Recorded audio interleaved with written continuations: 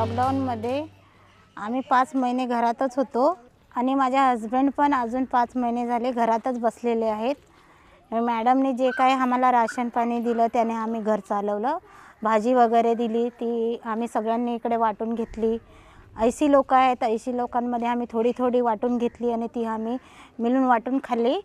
आणि घरामध्ये अशी परिस्थिती होती की जे मॅडमने दिलेलं जो कोण आम्हाला वाटायला यायचा ते आम्ही घ्यायचो आणि तेच खाऊन आम्ही आमच्या इथे राहिलो, एरियामध्येच राहिलो। आम्ही कुठे बाहेर गेलो नाही आणि आम्हाला बाहेर जाऊन काम करता सुद्धा येत नव्हतं।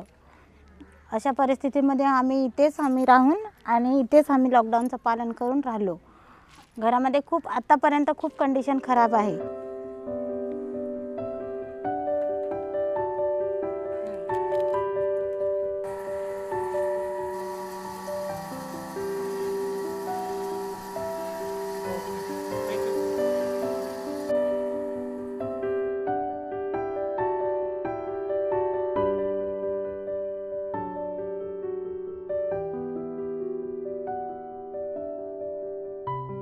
मी लॉकडाऊन झालं तेव्हापासून घरामध्येच आहे, पण आमचं कसं आम्ही काय विकून थोडं 4 पैसे मिळवून आणि घरामध्ये 4 माणसं हे केले, पण आम्ही बाहेर कधी पडलो नाही। नियमचं पालन आम्ही केलं।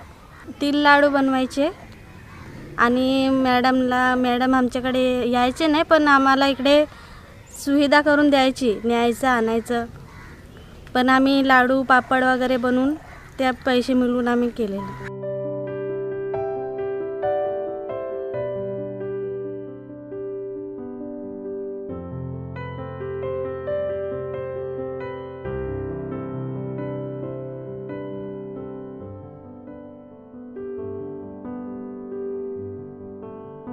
लॉकडाऊन नंतरही आम्हाला असं काम ऑर्डरीचं काम भेटलं तर आम्हाला खूप चांगलंच होईल आणि हीच आमची विनंती आहे की आम्हाला असं काम पुढे पण भेटू दे।